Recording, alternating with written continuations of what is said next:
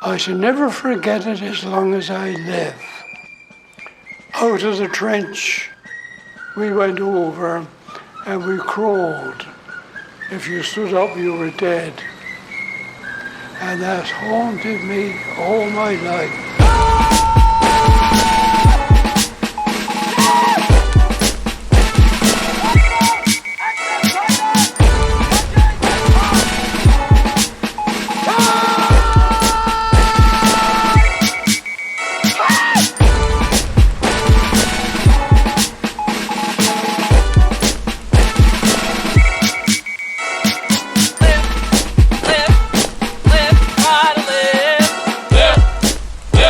It was only a scratch, really.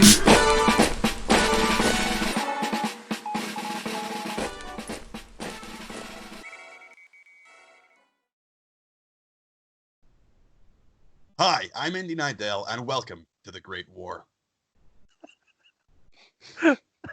Hi, it's Matt. Welcome to the 1BB Despatches podcast, the second episode. Today we're joined by Jack, who you should already know. Hello.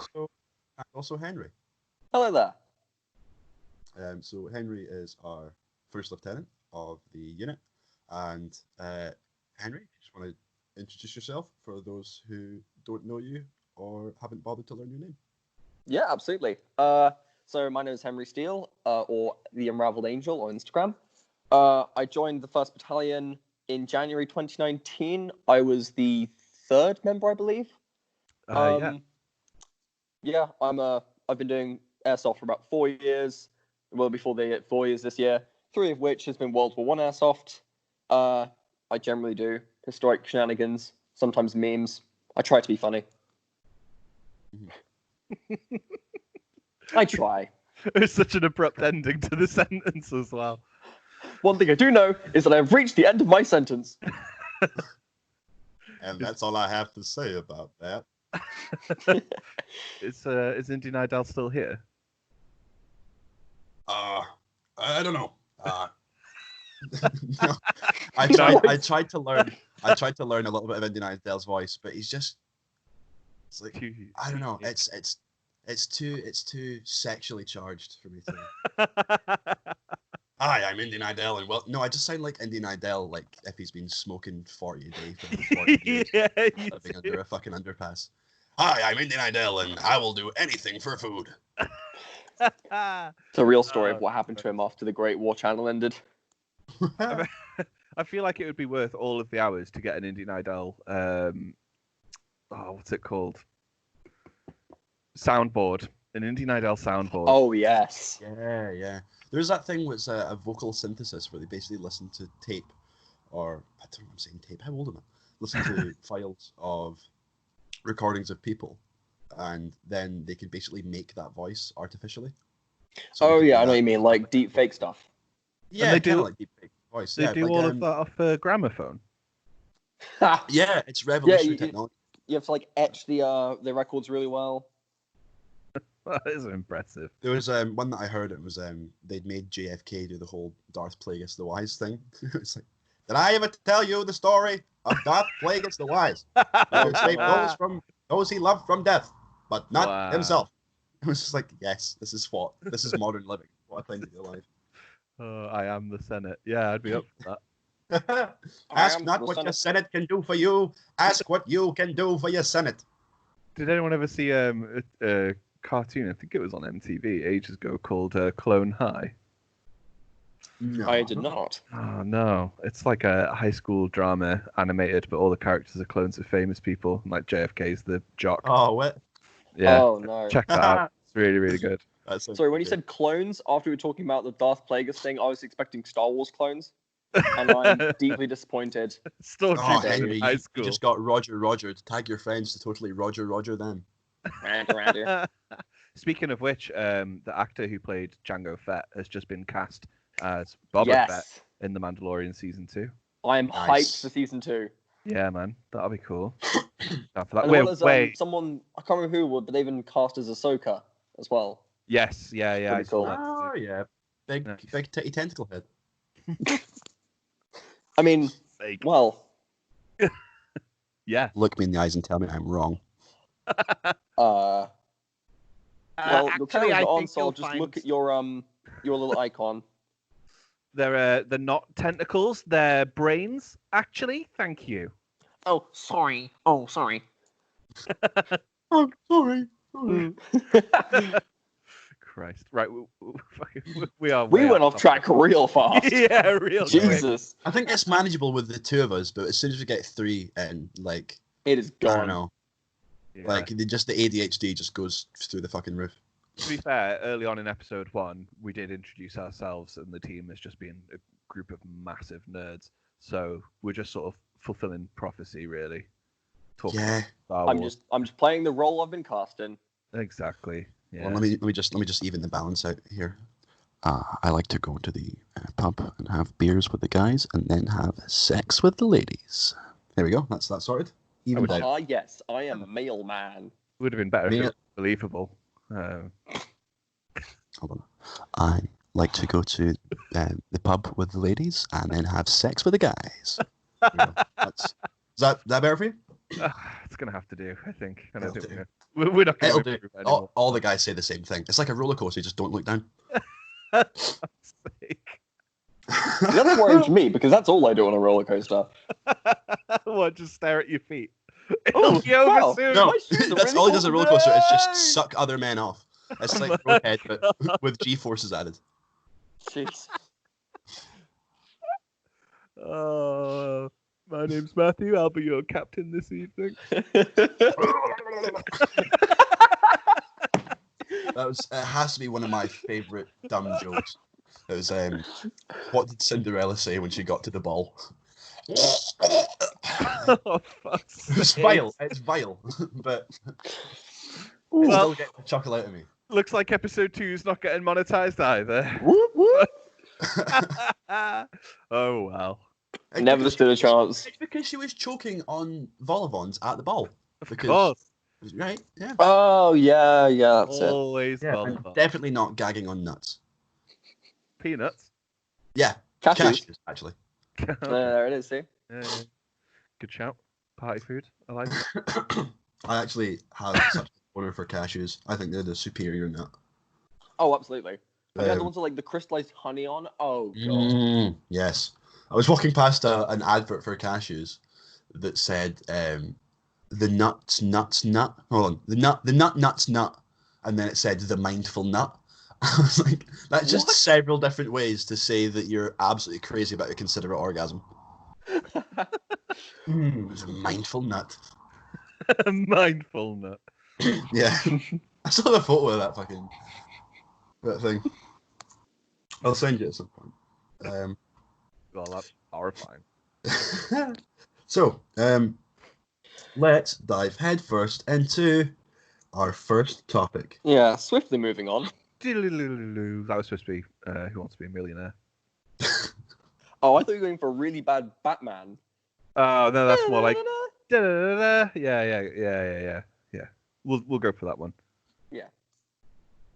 I was honestly, my brain was trying to rack my brain for files of Chris Tarrant's voice to try and do a Chris Tarrant impression. Be like, so today we're joined by Jack, and Jack's from. Oh, no. Not Chris Tarrant. You shouldn't have any Chris Tarrant files. Only the police should have those. Yeah, Chris Go on. Tarrant, Boss Epstein. Hit me with topic 1. So topic 1 is world building. So obviously at the 1BB we are, I would like to say, halfway between a reenactment group and an airsoft team. So as opposed to just regular airsoft teams that do sort of modern and contemporary stuff, being a historical team, we do a lot more world building to make the World War I era stuff feel much more believable. And obviously world building can take place in several different ways, be it from the design of the location and building trenches and whatnot, to the uniforms, to the rank structure, but also to props as well that aren't even so much related to the game. Jack, you have done extensive work in prop related endeavors in terms of world building, like say grenade boxes and also food labels, which I think is really, really fucking cool. So if you want to give us a wee talk about that. Yeah. So yeah, I was working on a grenade box today. We have a couple more because wanted it to be more of a physical immersion, the sense of passing something down a trench, rather than everyone just having their pockets full of grenades, being dished out to troops. The labels, things like that, is all stuff that I do on sort of photo editing software. And again, like our battalion itself, it's fictional. So the designs are very inspired, taken a lot of the time, the imagery taken from real cans of peaches, for example, and then twisted because we like to put little Easter eggs into stuff as well. I think, at least I do. I'm a big Easter egg guy when it comes to props, films, things like that. Yeah. But yeah, it is a massive part of world building. It's a massive part of the immersion, because it's not like your usual airsoft skirmish where you're in the safe zone, chatting shite, and then you go in for, I don't know, 2.5 to 3 hours of gameplay and then a break. We wanted it to go throughout, and ultimately that'll be the big plan. I think, at least that I've talked about to you, Henry. You're at least aware of what we refer to as the wet dream plan. Oh, absolutely, yeah.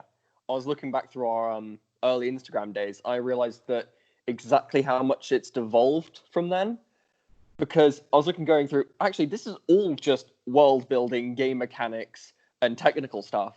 And today in the group chat, it's just, here's my sandwich I made for lunch. Yeah. To be fair, it's my fault. It was my sandwich. So, but yeah, absolutely. I remember the first time I heard the, in air quotes, wet dream plan, I was just in awe at the amount of thought that I wasn't alone and the sheer magnitude that it could be one day. And now we're starting to realize it, and I think it's really cool. Yeah. I think it's clarify what the wet dream plan is, because out of context that does just sound like a big uniformed orgy. Oh yes, of course, absolutely. Far off what we're planning. Well, I'm cautious. I don't want to give too much of it away. I think the best way to describe it, in terms of just teasing it, would be what you would experience if you were to go to your sort of standard milsim World War II game. Or a good example would be, I don't know, we mentioned them last time, but the Gunman Vietnam games do a very, very good job of that too. Yeah. The general idea of it is that as soon as you enter the grounds of the site, you are in a World War One immersion, almost like piece of theatre, and you remain there throughout the day, throughout lunch breaks, things like that. And we're always aiming for it to be like a weekend game as well. So you'd spend the night in the same kind of immersion, with pull in watch and things like that. It's difficult to describe because I don't want to. There are a lot of specifics to it and how it would work in terms of like diegetic sounds and things like that I don't want to spoil yet. I think it's going to be a slow process getting there, and every game that we have planned today or today has been a case of slowly stepping towards that and experimenting with certain game mechanics to see how well that's going to work with people who aren't even necessarily in the team and are slightly out of the loop. Someone who's there for the first time, how will they react to that kind of mechanic being there? Will they really embrace it? And if so, will it work or the opposite? Because when we do hit that stage, I really do want it to be perfect. And again, to reiterate or to bring up the Gunman games again, they recently, or at least I think it was last year, 2 years ago, they had a game where they had something like 40 GIs at this Vietnam game, and they were walking down a path along the edge of this forest, and the guy who ran the game was at the front of the march, and he sort of turned around and looked to his second in command and saw all these green helmets bobbing behind them and just said, Jesus, we've actually done it, haven't we? Like, this is what it's all about. And I want that feeling. That's what I'm striving to achieve. Yeah, cool. As you said, oh, sorry, Matt. No, I was literally going to just pass over to you. Cheers. Yeah, when you said about each game building off and stepping towards the eventual that moment. For instance, at Archangel, we tested the individual individual missions. For instance, we had a communist traitor in our team, and the rest of us had to figure out who it was. I failed miserably and killed both of you with both the other teammates without killing the traitor. So I did exceedingly terrible. But then next, unfortunately delayed post-apocalyptic game would be more for the atmospherical and role-playing side, I assume. Yeah, so the roles are... I approached it with Team Fortress 2 in mind, if that makes sense. In terms of every role would have a pro and a con. That's why I wear all those hats. Yeah, at least 10 gig of the next Airsoft game is going to be hats. God. No, the idea of everything being really well balanced in terms of the pros and cons of a certain archetype that the role would be printed on cards. And at the start of the game, you'd be handed a card, and I haven't figured out whether or not I would know what card people are getting either. And then that sort of gives you, it doesn't completely take over your game, so it doesn't ruin your experience, but it gives you a taste of what kind of character you are and what your ultimate goals might be from the game. And so it sort of splinters everyone, not just the two opposing teams, but everyone in that team against each other slightly to try and reach something ultimately that the other might not want. Interesting. Yeah, that's another difficult one to talk about because again, spoilers is it's really difficult to try and dodge. I've been in it for fucking ages, and I still don't even know. Really. Yeah, I mean, you two are, you guys are my officers, and I'm purposely playing the cards close to my chest because it's very easy for me to have these ideas and to come up with it. But even by talking to you guys about it, it's ruining your fun as well. So I'm just trying to keep it secret, keep it safe. Well, it's okay. Be honest. I'm physically incapable of having fun anymore. Oh, Matt. Oh. So all the booze is for, yeah? No, that's for medical reasons. Oh, oh dear. So obviously, when it comes to world building, you've got obviously a lot of your physical world building, and then your story world building. But what about almost a performative world building? Because obviously, this fleshed out world needs to have characters in it, and obviously giving someone a character sheet, similar to Dungeons and Dragons kind of a thing, to kind of give them side objectives and whatnot, is a great way for them to kind of step into character. But obviously, I think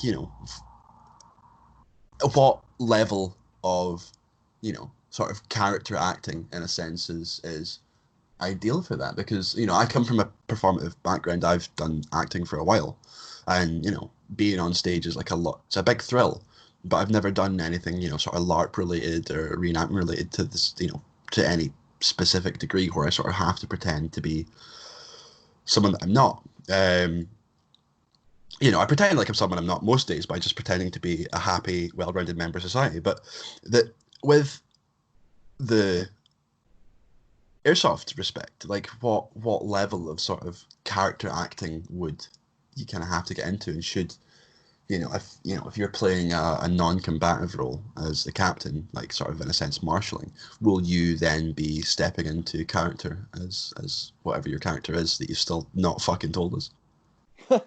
I can tell you what my character is for the next game. That's fine. That's not an issue. I'm essentially going to be like a walking training post, and that's because that's a good way to monitor the mechanics of the game in terms of weaponry, as well as some of the finer details of the individual roles I can't go into yet. I think for people coming to the game, as you say, I think so. As you say, you've got a background in theatre and things like that. Henry, I know you have done a lot of like things like you go to fucking massive Comic Cons that I wouldn't dream of going to. Yeah. And even just wearing any kind of cosplay or something like that for me would be terrifying. My background, honestly, going through London on the subway wearing full military uniform, fucking shit scary. Yeah. And it was British uniform as well. No, not up for that. I remember I wore my World War I German tunic to a taking it, 'cause it was like a cold winter's night, taken to a club in Edinburgh, and I was wearing it outside, and this sort of French dude came up to me, he was like, "Hey man, I really like your jacket. Where's it from?" And I was like, "Oh, it's a World War I jacket, man." He said, "Oh yeah, it's British Empire, and I was like, "Ha ha ha, no." It's like, what? I'm like, it's like fucking Prussia, bro. And like the French guy was just like, "Oh, putain." Bouton. Oh man, yeah, not good. Like, I've never felt so close to like just literally walking on foot to the Alsace-Lorraine in my whole life. But what I'm driving at is that, you know, for us and our experience, and obviously we have the benefit of that, we're quite a close-knit team as well. It might be very easy for us to step into something like that. I know you guys well enough to know that what I write script-wise will be fine with you guys. I wouldn't do it any other way. But for new players, you know, some people might find that really, really difficult and really off-putting when it comes to an airsoft game. And so it is a case of having to write it numerous different ways for numerous different possibilities and preferences. Like, well, that's something that I've seen in the Reenactors Corner podcast, talking about, you know, getting into character while reenacting, and, you know, having that sort of conversation. You know, two men in their 40s from Midwestern America being like, "Hey, friends, so you think the war is going to end anytime soon?" "Well, Heinrich, I'm not possibly sure. It could be if we take Russia." And you're saying that, you know, that shit you can find a bit cringe to start with, but, you know, it's kind of an integral part to being, like, you know, the world building of reenactment. So I think, you know, for Airsoft, while it's not as serious as reenactment, it is much less sedentary. And we're not just sat about in an encampment, you know, wishing we could be looking at our phones. So I think the character acting side of it is, personally, I think it's something we could look into. But I think, you know, more for game critical characters, like obviously yourself as the wandering trader. And if you don't say, "What are you buying? What are you selling?" I'll be really upset, because as a Resident Evil fan, I think you should really, you know, get down with it. You're going to hate me. I've never played in a Resident Evil game, so that's the first time I've heard that quote. I think I just lost a little bit of respect for you. Yeah. Well, better honest, eh? I'll figure it out. Don't worry. Yeah, no, you're right, and I don't think everyone should be necessarily forced into it because of that. I always think it should be an option that's on the table. People might want to play a couple games and then, you know, turn around to the idea. There are ways I've written it so that, you know, you're not going out there like you used the example of the Americans. You're not going, "Oh, okay, so my character is an American, a German soldier in 1943. I'll talk about Russia," or anything like that. It is just very slight character traits.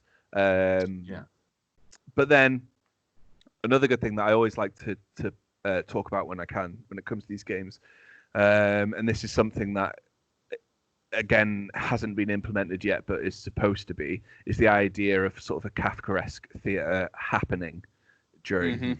And this is one of the things that initially drew me into this whole idea of the role playing in Airsoft. Sorry, but you'd like to explain it a bit better, so I probably couldn't. I mean, you're welcome to. I don't mind. It's a weird one. Yeah, it is. So yeah, I think the way you initially explained it to me was, say, one person having a trait on a card, as you said, of you really don't like so-and-so always talking about their wife or something. And then another random player will have a card saying so-and-so that you love your wife. And then at one point, the guy will go, oh, I really miss Dorothy or fucking, I don't know, whatever. I was like, I fucking had enough of you fucking. And then everyone's going to, what? And then someone's going to have to deal with it. Yeah, exactly. But, and yeah. so the idea of the performance itself unfolding amongst people who weren't expecting it, and they're thus drawn into being part of the production itself unwillingly. Yeah. Like those shit I will be really, really upset if I keep on getting the same card I always get, which is you have learning disabilities. Because I think that character is beneath me.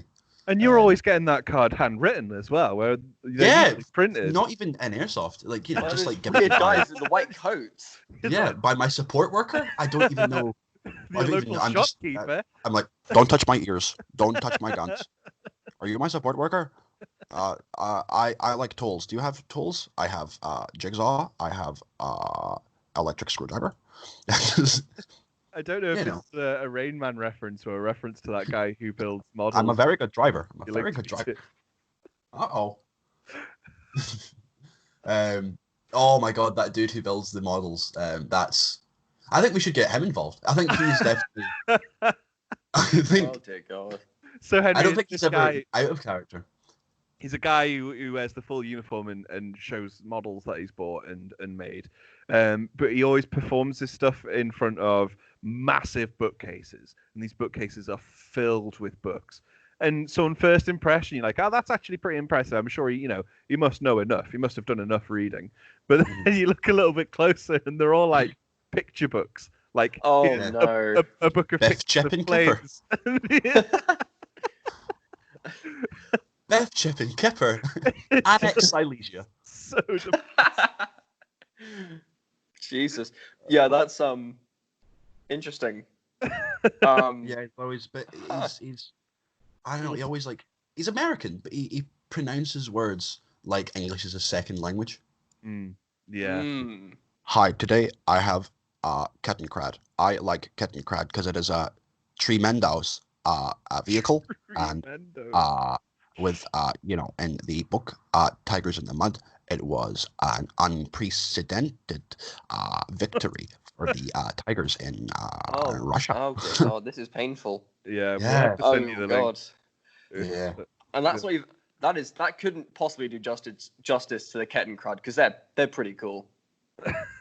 Yeah, they are pretty cool. Like, I was looking at that guy, and sometimes I worry that I'm a 23-year-old dude, but I've got a fairly weird hobby. I think we all kind of have. It's not a very common thing to want to go out and do this. I mean, fair enough. I do a lot of normal dude stuff as well, but I'm always kind of in the the back of my head being like, is this maybe too dominant of a personality trait that I like historic military stuff? Is this the person I am? Is this too much of a thing? Am I too into this?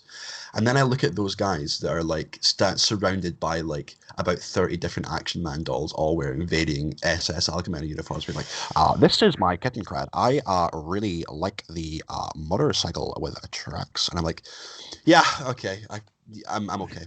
Could be worse. I'm all right. It could be worse. Yeah. Could be much worse. That guys it's what if we fucked in the Kettencrad room tonight? No. The Panzer wrap stays on. Oh no. Christ. I don't think you need to worry about that anyway, man. I think all men are boys, really. And that's an old fucking, an old tradition. I think that was the slogan for NAMLA, actually. But I mean, no, all boys are men, never mind. Okay, so there's us nerds, military or history nerds, and you have comic book nerds, video game nerds, football nerds. Sorry. So this is what I mean. I would rather this than any of any of the above. Yeah. It could be worse. We could be into musical theatre. As a drama kid, I've got my theatre kid growing up. You can tell there's a pecking order when the drama kids are the ones bullying the musical theatre kids. Oh dear. If you ever wonder where you stand in the social order, it's always above musical theatre kids. I don't know. might go see Wicked. Should I not? Stunned silence. I mean, going to see the performance is fine. It's hanging out with them afterwards is a bad thing. Oh, really? Yeah. You're one of those guys. Not really. I'm not a musical theatre kid. Like I've always musical theatre, I suppose. Yeah, I really don't like musical theatre. Like, because you walk into a musical theatre party and they're all like drinking lemonade round one single Spotify speaker. It's like, make them laugh, make them laugh. No. And like, along being like, oh my god, this is groundbreaking. And I'm like, Jesus. Great. Good lord. Yeah, okay, now I take it all back. They think that, what was that? What was that? Is it Hamlet? Not Hamlet. Hamilton. Was it? Hamilton. Hamilton. I was going to say Hambleton. Like, Hamilton. No. Yeah, they think Definitely not Hamilton's like the coolest hip hop album of the year. It's the star with the guy. Oh my god. Hamilton or Hamlet. Ugh. Could have been Hamlet. You could have got away with Hamlet there. Yeah. Oh no, he would be picked off fucking shreds. What, Well, over I say Hamlet? that, but would anyone actually watching or listening to this really give a shit about Hamilton? Let's be real. I've never seen Hamilton. I know what it is. And you shouldn't. Oh, really? Oh, okay. Well, I thought wouldn't it know. was I haven't big. seen it either. The boys from the Cumtown podcast described it as The what town, sorry? Cumtown.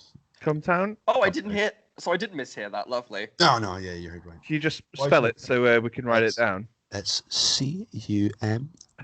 Come. Uh-huh. Thank you. I'll take a consonant, please, Carol. Oh, God. So the boys from the Cumtown podcast described Hamilton as the musical that history teachers will show to their pupils to try and make the pupils think the history teacher's cool, but will actually then just end up getting the history teacher bullied. Oh. Yeah, that sounds about right. Here's a rap song that we can all groove to. Oh, no. Fuck off. I've seen a Book of Mormon. That was fantastic. Mormons actually love that. I know, well, or any press is good press, isn't it? Yeah, true. Tell that to Epstein. Well, when it was here, tell Epstein, God's sake. When it was local to me, they were Mormon people were stood outside and like chasing after people, which was interesting. Oh, really? What? Yeah, someone I work with went and saw it a couple of days after I saw it, and I said jokingly to them, "Oh, like, did you see the Mormons outside protesting it?"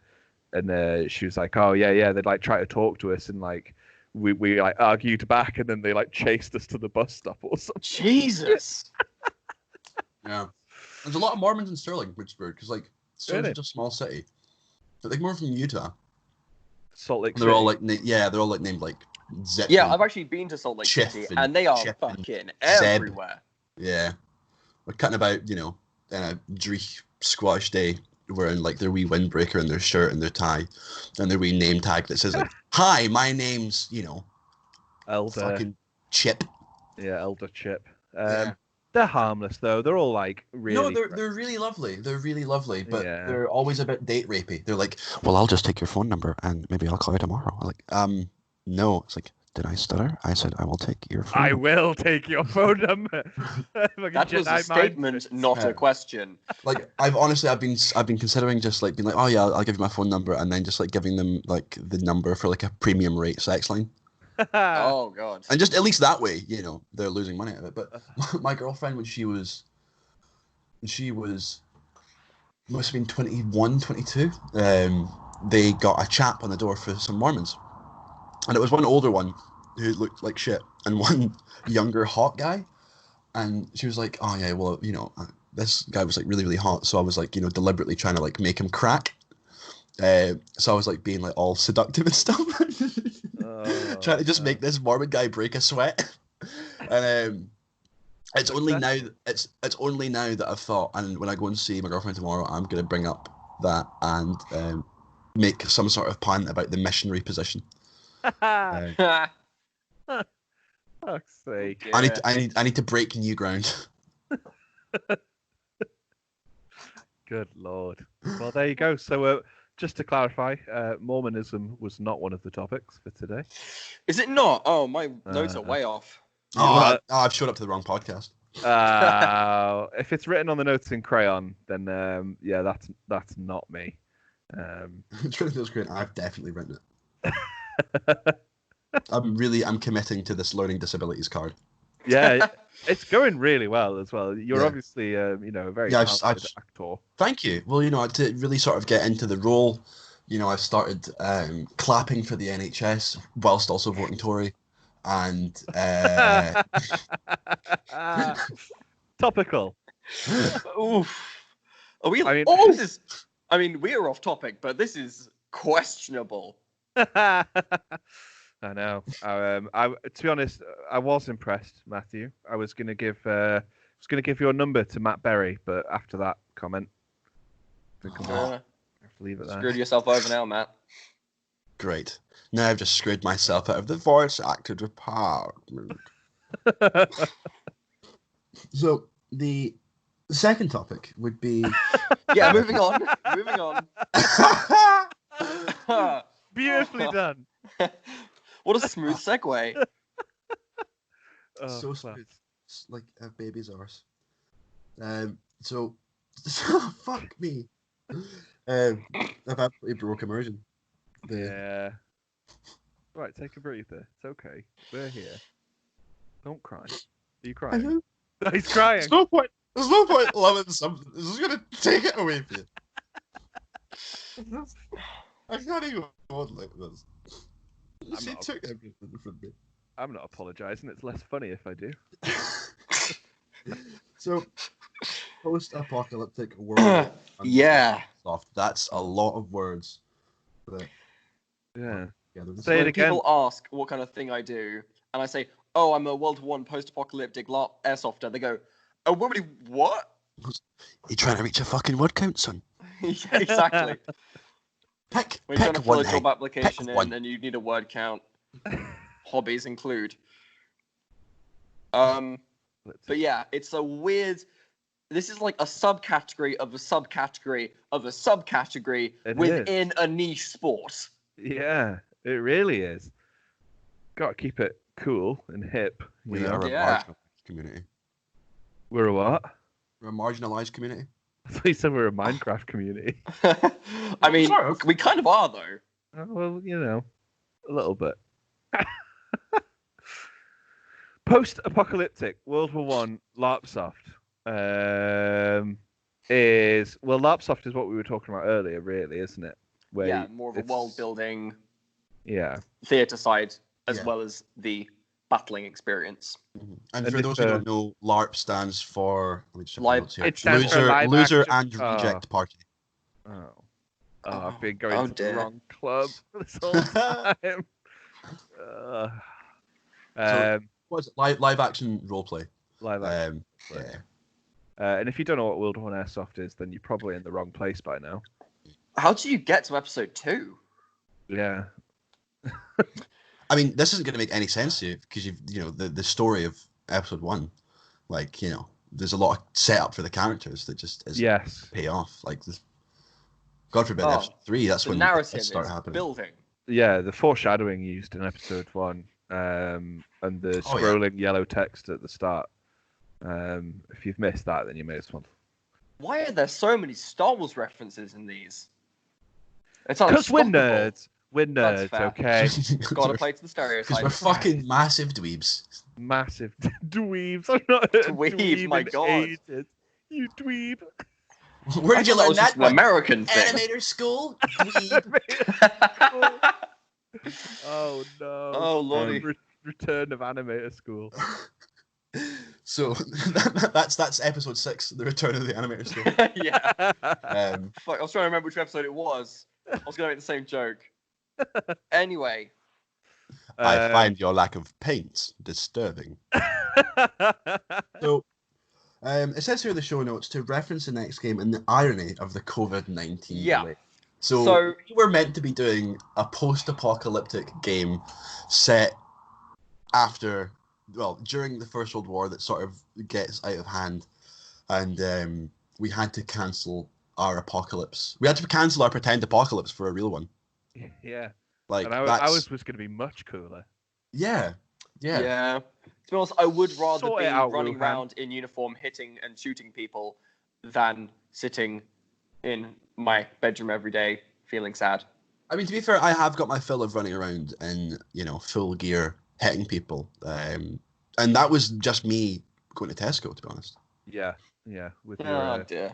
with your. I actually do use my airsoft protection face mask going Do to you? get shopping. Yeah, because it's built off the base is just a normal face mask anyway, that I've just covered in calico and some tea. So it still works. It's fine. So when I walk around, people look at me going, like, I know we're supposed to be wearing masks, but fucking hell. I don't have one, but although I live in the city, I don't live dead in the center, so I consider myself fairly safe. Yeah. Yeah, I it should be live in fine. a fairly small city that's, it's not very densely populated because, like, we're a small city. There's actually only 96 cases in the full area, which covers my city, Stirling. Really? Falkirk, Alloa, Alva, Menstrie, Tillicoultry, Tullibody, like the whole Forth Valley area. There's like over 100,000 people and only like 100 cases. So, like, if I get the disease, then I'd count myself quite lucky because I've never had odds like that before. Well, Everyone's coming on Millhouse. No, wait, hold on. No, that's not it. That's the other podcast. Everyone's coming on Millhouse. how many podcasts do you host? I'm a busy man. Right, moving on because I'm sick to death of this, and this is my escapism time. So, I'm going to Star talk Wars about. reference. Sorry. Yeah. Carry on. Ignore I'm me. going to talk about the fact that post-apocalyptic World War Airsoft is super cool for me because before I even got into World War One, when I was trying to find my genre to make my thing, originally I was going to go with a full post-apocalyptic stuff. Go to LARPs like that, such as Bloodspan Reloaded, Wasteland Weekend. If either of you know those, Yeah. they're just regular stuff. But then, of course, I found World War One, and one of the biggest inspirations is for my love of post-apocalyptic stuff is an amazing man called Callum, who on the internet is known as Dust Monkey or Dust Monkey Apparel. Of course, yeah. And luckily enough, 2 weeks ago, while you two were actually recording episode 1, I hosted on the team Instagram a live stream with Callum. Mm-hmm. And I spent basically an hour trying not to fangirl out everywhere. I caught it. I caught some of it after the fact. He seems like a really cool guy. Yeah, he's great. I do have a card I can play on him that I've met one of his biggest inspirations for costume making, which is a lovely lady called Jenny Bevans. Oh. Yeah. I did a course at Pinewood Studios in the UK and obviously it was in the UK. And she led the course and she did the costumes for Mad Max Fury Road. Oh, so cool. It is very cool. She's a very lovely lady. But yeah, it was super cool to learn about just different post-apocalyptic stuff and the general link between World War I post-apocalyptic and World War One, because as a conflict, it could have gotten a lot worse. It felt like at the time. Yeah. It's very well recorded that the war to end all wars and all this kind of thing. Yeah. Like the idea that you could be sat in a trench and then you just hear like a rumbling and a big metal tractor is just like thundering towards you, just like laying shells out and just blowing your friends clean in half. Like, if that's not like straight up like, the intro scene to the Terminator, then I don't know what is. That is very appropriate. Real end of day stuff. I've read that book I've been reading about the Somme. Not so long ago, we hit the tank chapter, and horrifying, absolutely horrifying. Especially with by that time already having at least a year and a half of proper stalemate of really stable trench warfare. Yeah, and the ground that they took with that push as well. And I know that obviously not all the tanks made it in terms of a lot of them broke down. Some of them never even made it to the front line. But Yeah. the ones that did get through, and then the infantry with the aid of those tanks, a lot of ground took, and a lot of people throwing their hands in the air because they did care. Yeah. They cared You too motherfucker. much. Oh, that was a delayed burn on that. Just when you were saying about obviously the link between, the post-apocalyptic field to, actual history. The one thing that I actually really hated that came out of World War One was the word tanks, because obviously they were before they were called tanks, they were called land ships.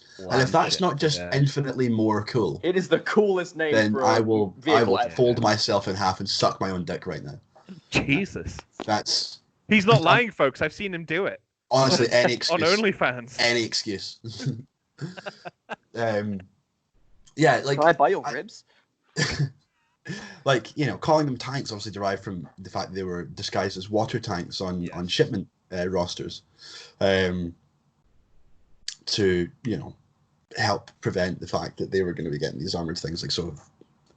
I'm really not explaining this well because I'm fried as fuck.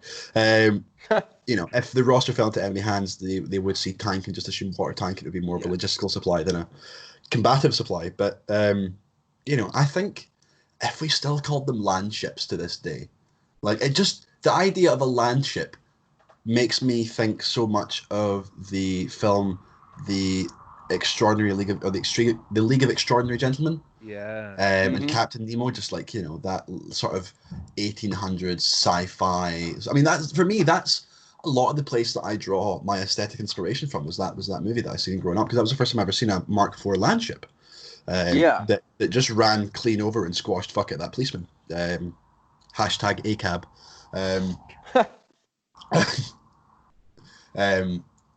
Yeah, so there was that sort of, that 1800s sort of sci-fi thing that I really feel did come into effect with World War One. The famous photo of the German Lancer astride his horse with, a massive lance and also a Stahlhelm and a gas mask. It's like a weird duality of sort of high fantasy meets diesel punk fucking nightmare.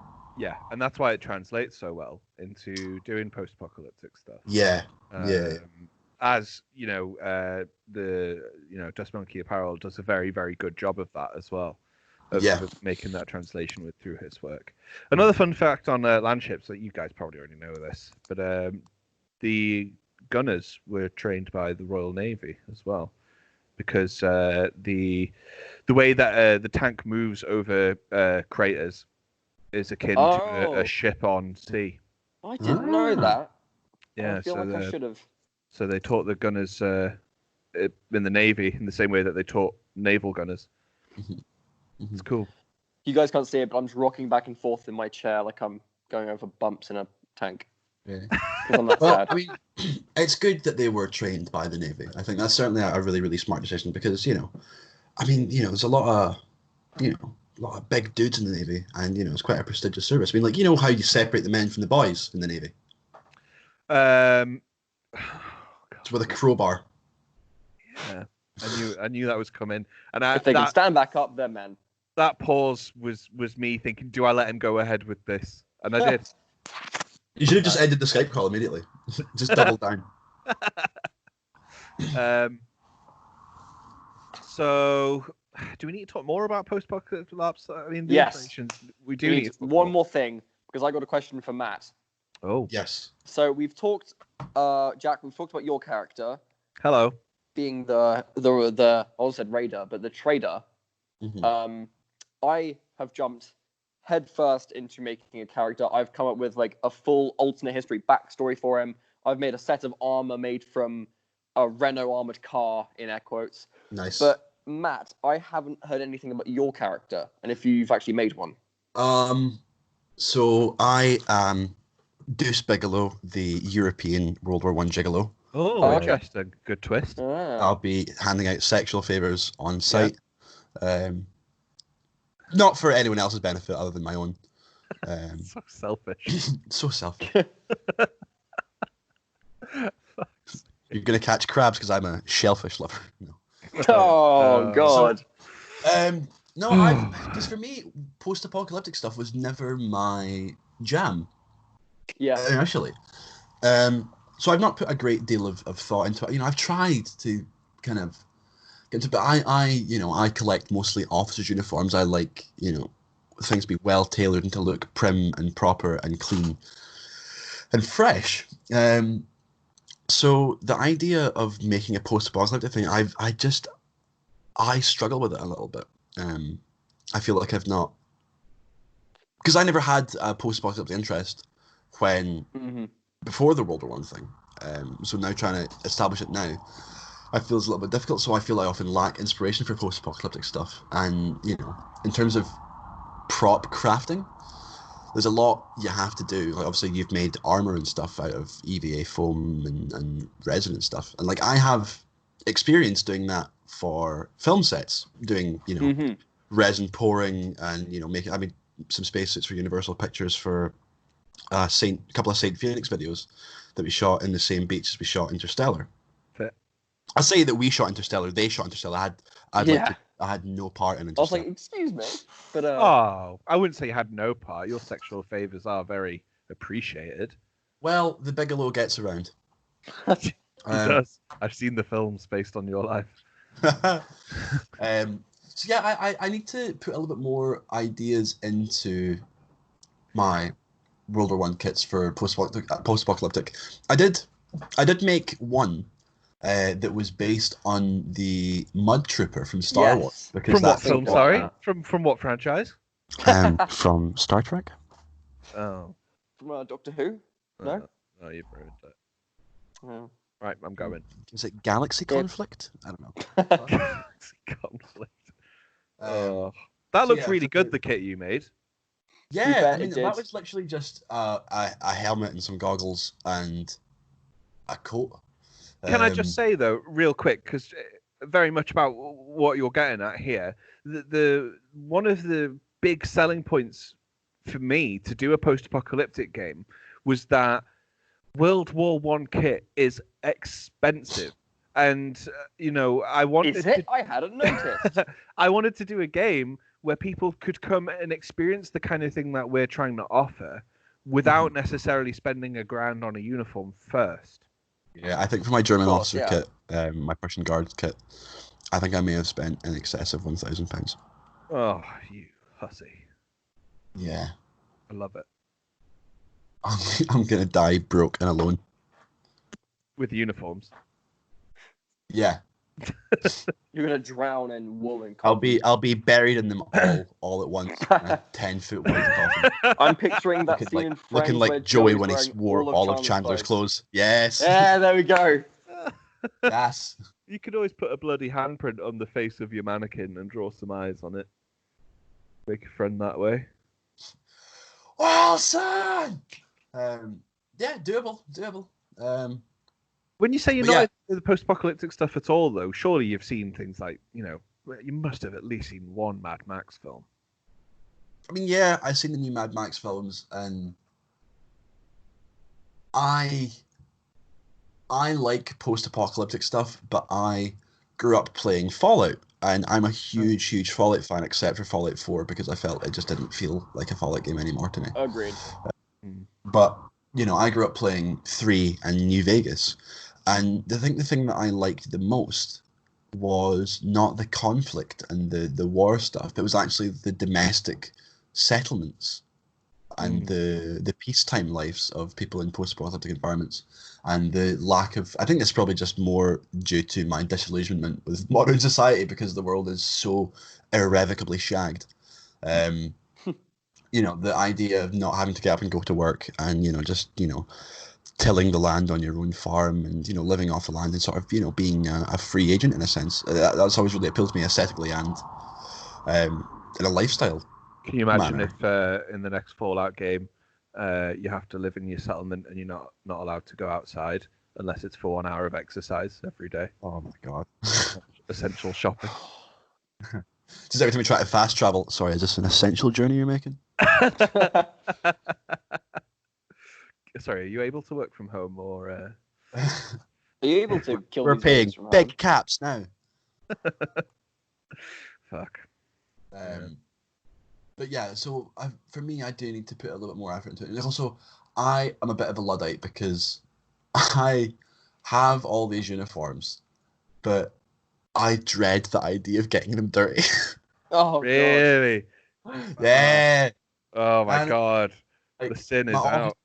I know, my office uniform for both my Prussian Guards kit and my British kit, I'm just like, I've spent so much money on these. I don't want to get them all dirty.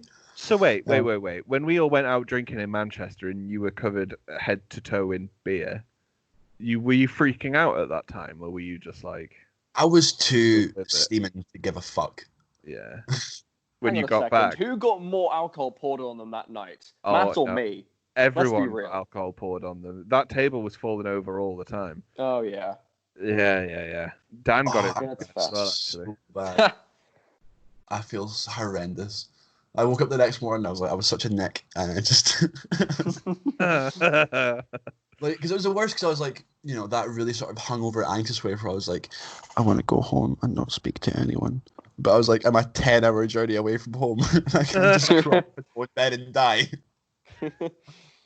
You did all right. Did all right. Aye.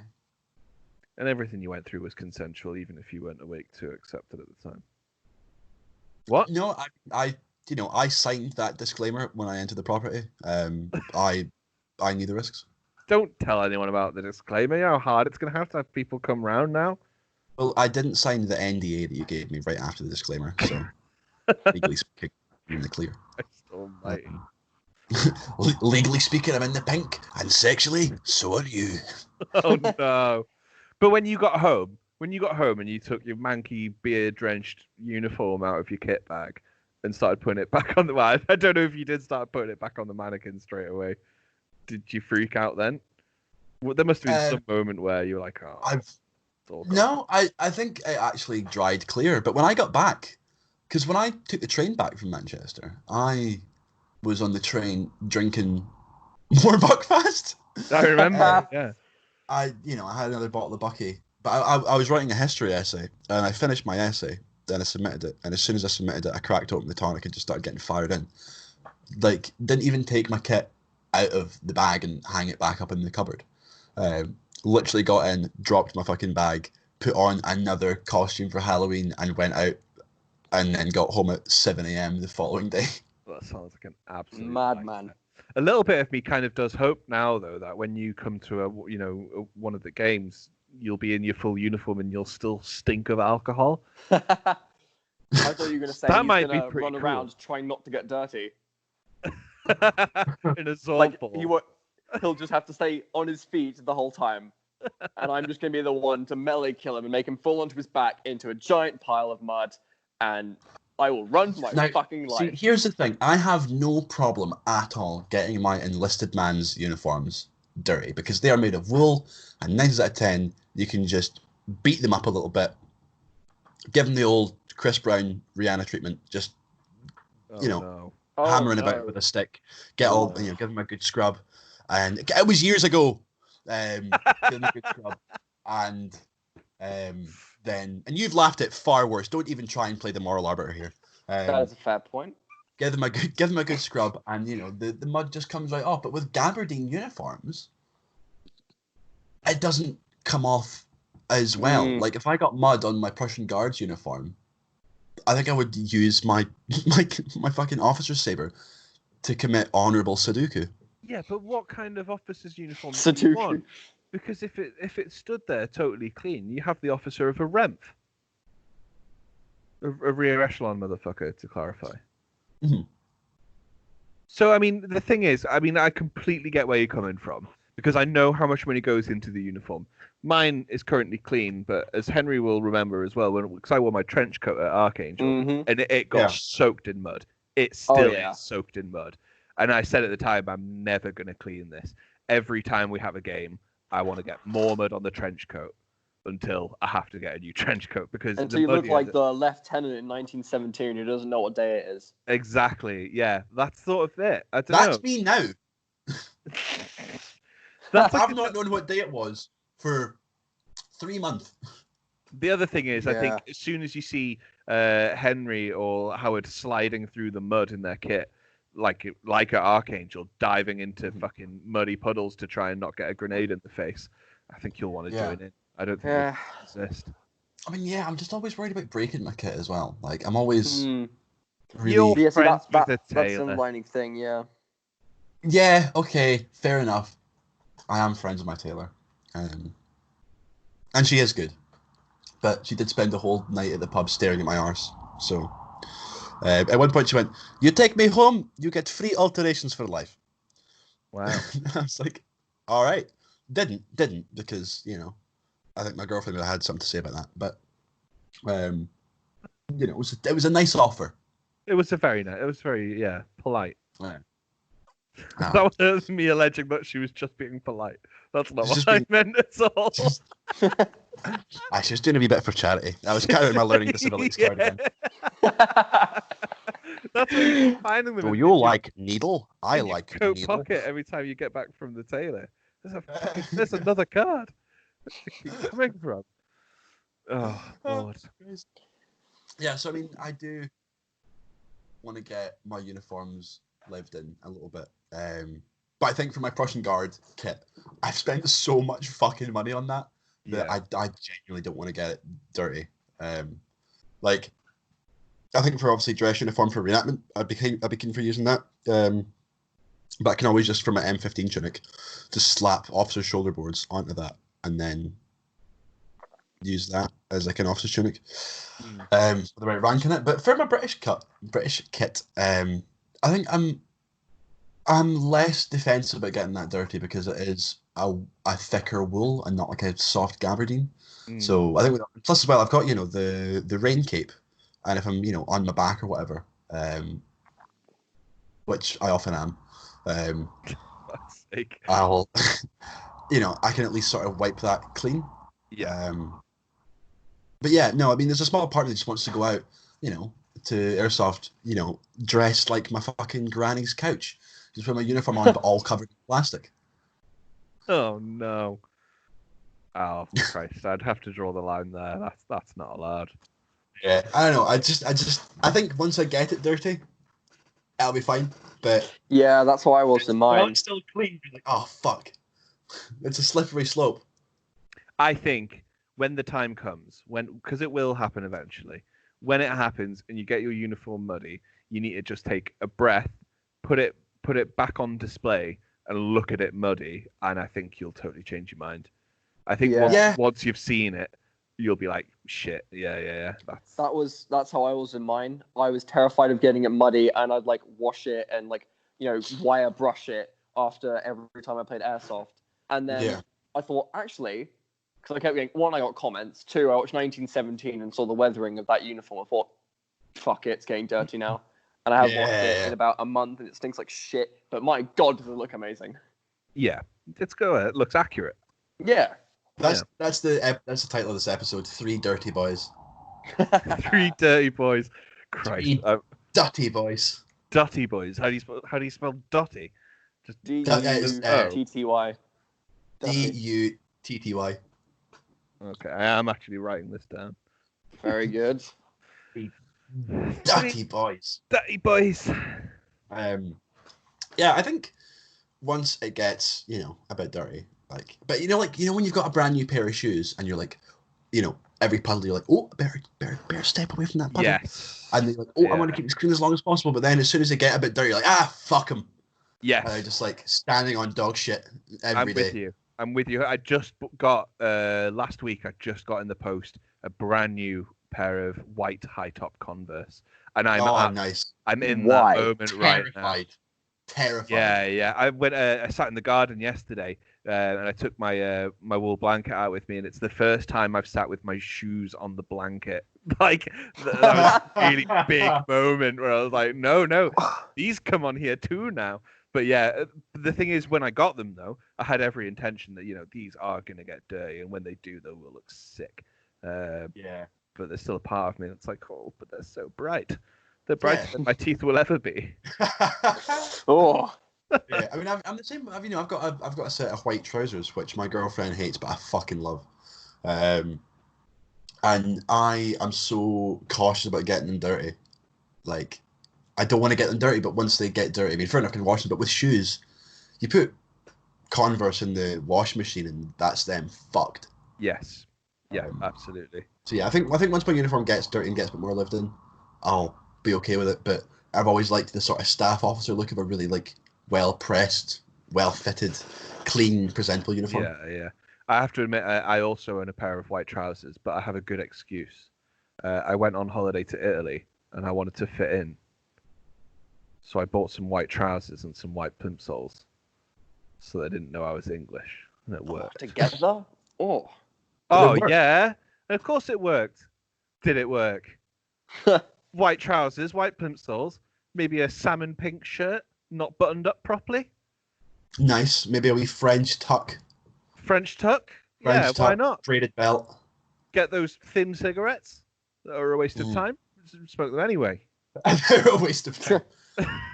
What you do is you just sellotape 4 together like a German anti-tank grenade bundle. Oh and god. Smoke them all. I'm still looking at replica grenades. I really need to stop. I've been looking at replica grenades for ages, and I really want them because it's a replica grenade, but also it's like, what are you going to do with it? yeah, Paperweight. hang it on my belt, jam a window. Sex Do what toy, I do, pirate which is use bean cans and then put a thunder what are they called? Enola Gay grenades. You can put those in them, run a string down through a stick for the handle, and then make it You usable. can phone your mate. Exactly. Well, I am ordering some anyway. Lovely. Next payday to go in that crate. Yeah. Josh.R_1917, who's friends with our friend Wolf of 1918. He's posting some stuff on Instagram at the moment, working on some World War I stick grenades that look really good. Using PVC pipe and what is that, like an auto filler that he's using, and then Gotta be, yeah. on a lathe, I think. But yeah, they look very, very good. There's always a like to plug a place pal. I've seen that sells World War I grenades in the UK for like 17 quid. Yeah. They look nice, but I it's the would whole say thing to of, get like, it on your belt, that's fine. yeah, aye, but then that's it. Yeah, then that's it.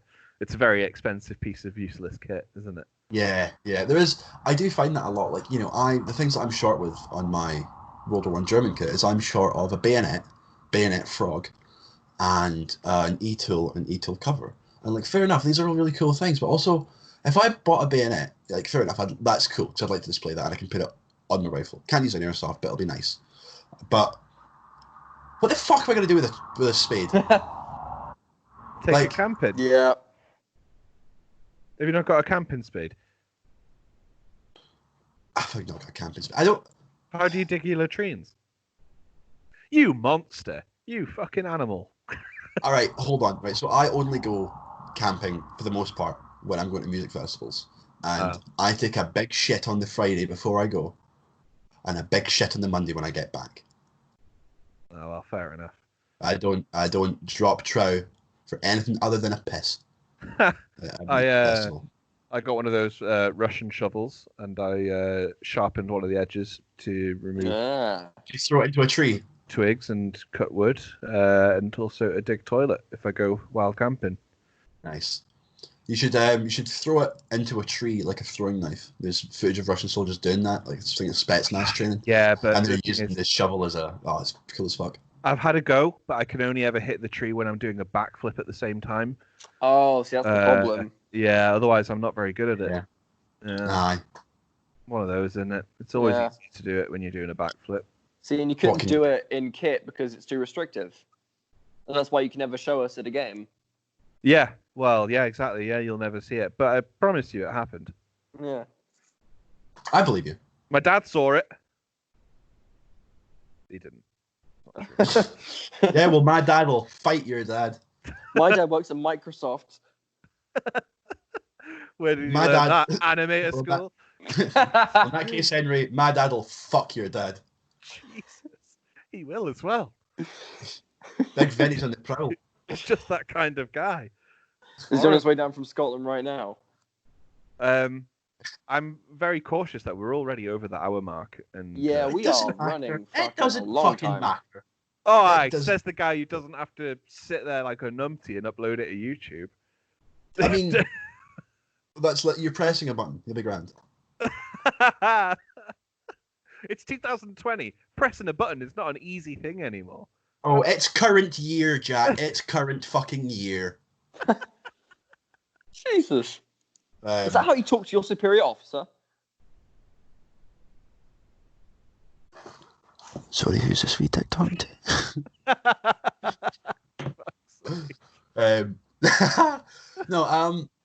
Yeah, so we massively lost track, but I think we're still kind of keeping it on track. So we're obviously talking about the sort of the usefulness of kit. I think for large stuff, when you're getting into that role, and especially for things like the e-tool will be useful, and the bayonet we could use for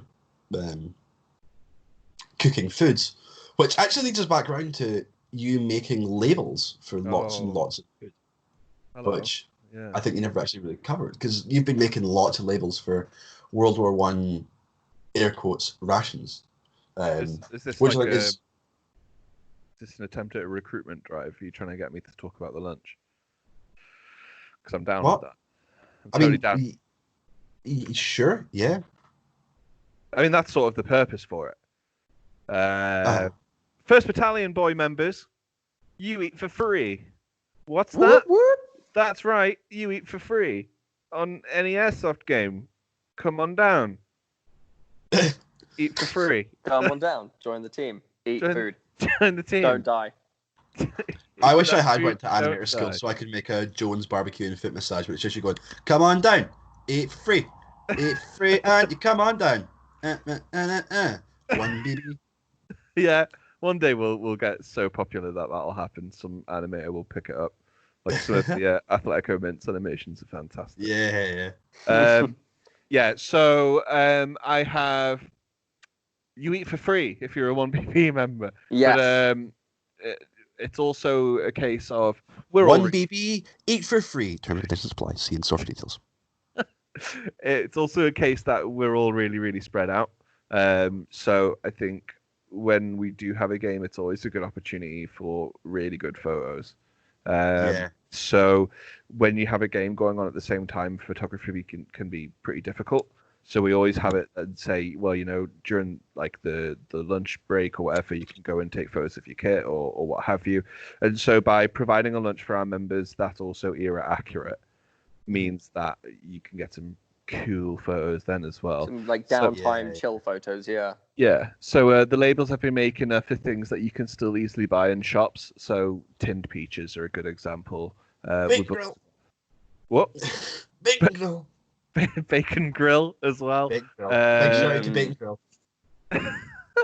I also picked up some of that malt stuff, which is actually quite nice, by the way.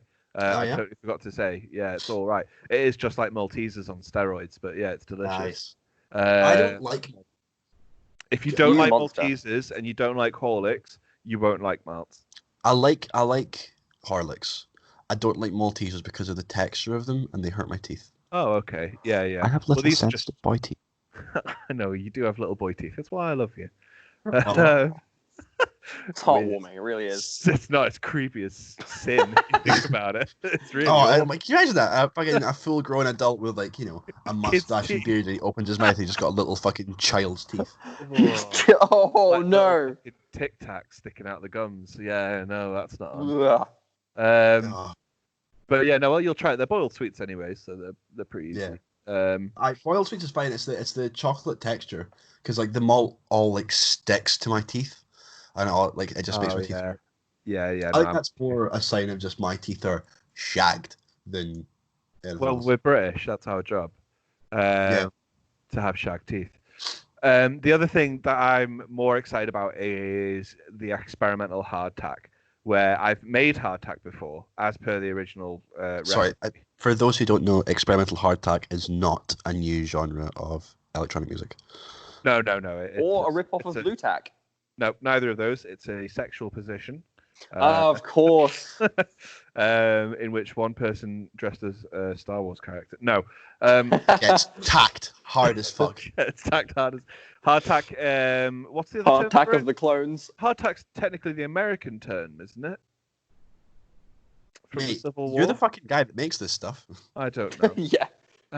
There is another word for it. It's essentially well, it is just water and flour, and it's called hardtack because you can break your teeth on it. Have a Google of it and have a look. Shit biscuits, maybe that's it. I can't remember.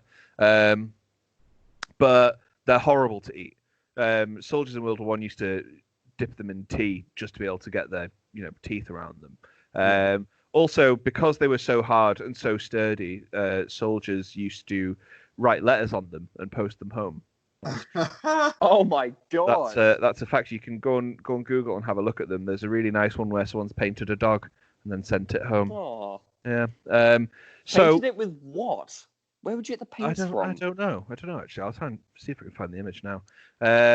So what I'm trying to do is, again, we want to be able to take photos of us having all this era accurate stuff. And what wouldn't a photo of World War One troops eating their rations be without hardtack? It was like a staple. So I'm using different biscuit recipes. I have a cookie cutter, which gives the actual stamp. I can't remember what the fuck it says right now. So I'm next on the list is shortbread recipe, because I think that'll have the right color and sturdiness to it. But then previously I tried it with like a vanilla biscuit recipe using condensed milk, because condensed milk was another for the British at least. I'm not sure about the French. That was a big treat. That was like the bee's fucking knees. If you got a tin of condensed milk, everyone gathered round and enjoyed that. I once drank an entire tin of condensed milk just right at the tin. I was not well. Supposedly you can stab holes in the top of it and leave it on a fire. I can't remember how long for, but then when you open it afterwards, it turns into like a fudge. Oh my god! Oh. Holy shit! Apparently they used to do that quite a lot, so that might be worth trying. Can we try that at the game and then just share fudge? Because that would be amazing. Well, let me test it first. No, for any it's the first part of the game. For any listeners, here's hoping that your hardtack turns out like Fanny's. Oh no. Oh. Yeah, I just had a quick Google there and I found quite a few pictures of hardtack with addresses written on it. This one says, "For king and country, we serve you and this is how they feed you." That's nice.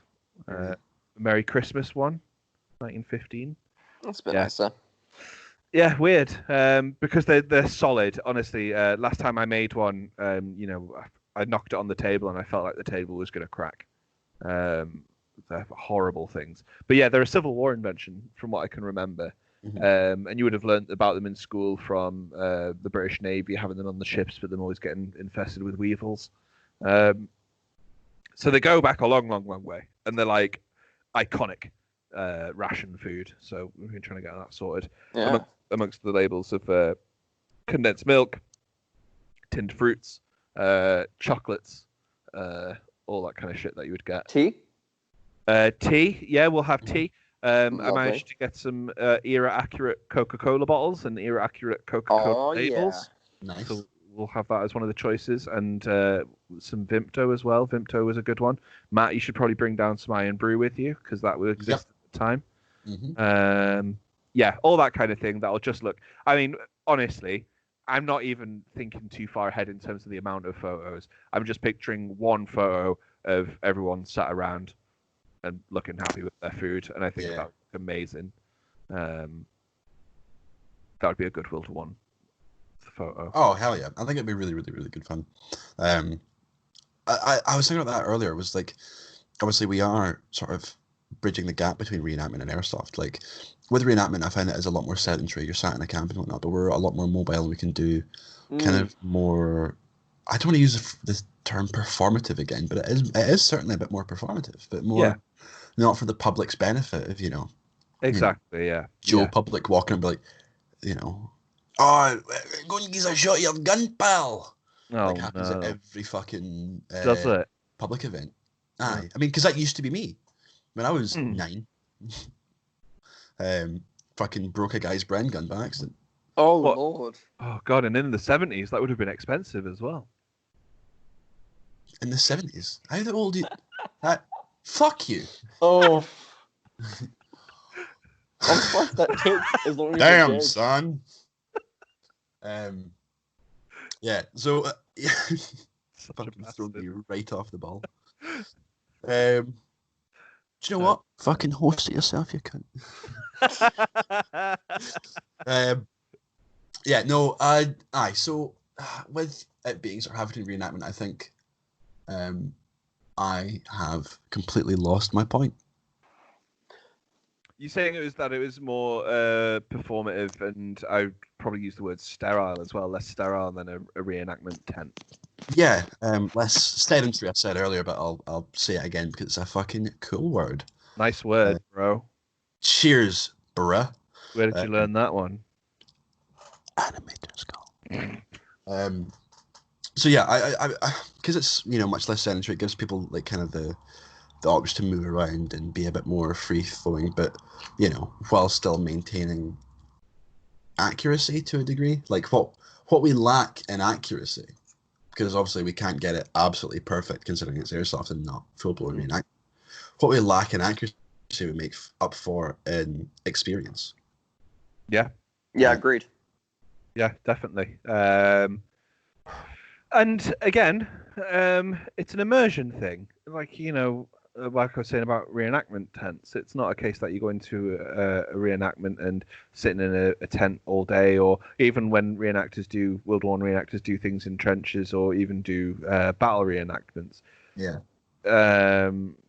The joke that I posted in the page the other day when I was talking about windage estimation and adjustment, things like that, where there is actually a real sense of panic if you don't hit your target.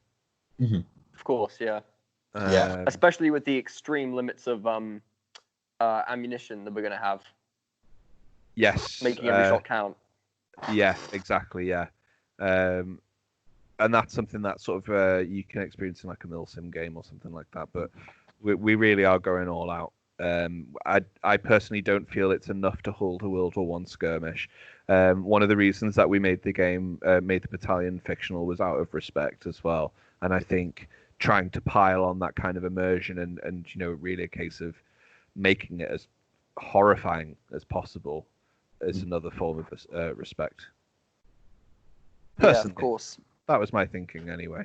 So yeah, that's another thing that initially drew me into the 1BB so much, is that you obviously named it after the battalion from Blackadder, and I think that it was good because then people go, well, my grandfather died. I'm like, well, the only people that died here were some cunt named Baldrick with a wrap tied to him, and some guys with nice moustaches. Yeah. Yeah. And even then, they had to So that's cut the the last three frame of of the us. show because they bounced on the floor. Anyway. Yeah. Well, supposedly in the original edit, Captain Blackadder wasn't meant to die. He was meant to have just pretended to be dead, and they were going to get up and sort of slide away. Oh, no way.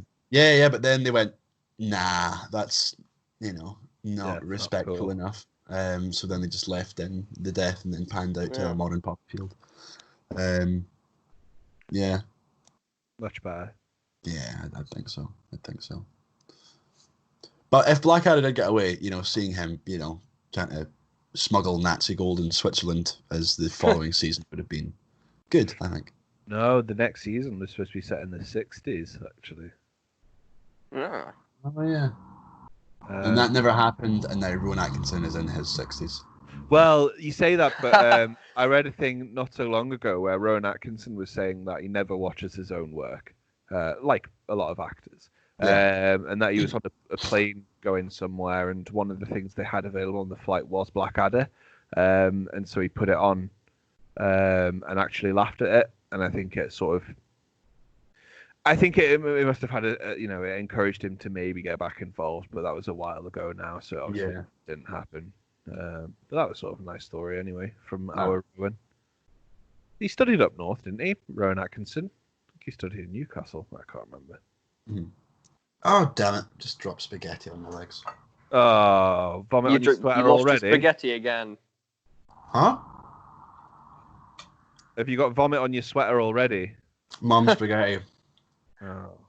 You look I'm calm and nervous, ready, though. but on the surface I look calm and ready. Yeah, He drops spaghetti, but he keeps on spaghetti what he wrote down. The whole crowd goes so loud he opens his mouth, but only spaghetti comes out. I did a quick Google, by the way. Rowan Atkinson did go to Newcastle University. Oh, very nice. Yeah. I thought he'd been a Cambridge man, part of the I think he went to Oxford as well. Honestly, these people that try to look working class, I swear to God. I think we're going to have to round it up because we have gone over and we're approaching an hour and a half. And Yeah. I have a cigarette as well. Although, to be fair, we've probably done about maybe 15 minutes of productive talking about Airsoft. They love it. They love it. They love the content. Come for the Airsoft, stay for the mad ramblings of weirdos. Yeah, exactly. Come for the Airsoft, stay for the cum. Oi. Wait. Anyway. I think we've covered a fair amount. Yeah. Yeah. I think if anyone says we've not covered enough, they are talking shit. So make sure to tune in for the next episode of 1BB Despatches. It's a podcast. It is a podcast. 1BP, that we do. Eat for free. 1BB, eat for free. Eat for free at the 1BB. Terms and conditions apply. See in store for details. Horrendous. Lovely. Oh, well, thank you very much. Our pleasure. Thanks. Cheers, Henry. Yeah, thanks for having me, guys. All right. Pleasure. Absolute pleasure. Cool. Thanks. Very epic. I'm gonna fade. Game of moment. Thanks, Kanye. Very cool. Very cool. Good. Bye. Bye-bye. Bye. Bye. Bye. I don't my kids respect me.